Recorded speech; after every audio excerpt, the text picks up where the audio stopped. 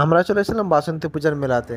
পুরো মেলাটা ঘোরার পর আমাদের প্রচণ্ড খিদে পেয়ে গেছিলো, তাই আমরা চলে এসেছিলাম একটা ঘুগনির দোকানে। সেখান থেকে আমরা ঘুগনি খেতে শুরু করে দিয়েছিলাম, আর এই ঘুগনির প্লেটটা ছিল 10 টাকা প্লেট। তাই সেখান থেকে আমরা একটা প্লেট নিয়ে আগে প্রথমে খেয়ে দেখেছিলাম যে ঘুগনিটা কেমন খেতে। তারপর সবাই ঘুগনি খাওয়ার পর যে আমাদের সঙ্গে কী অবস্থাটা হলো, বাকিটা তোমরা ভিডিওটা দেখলেই বুঝতে পারবে।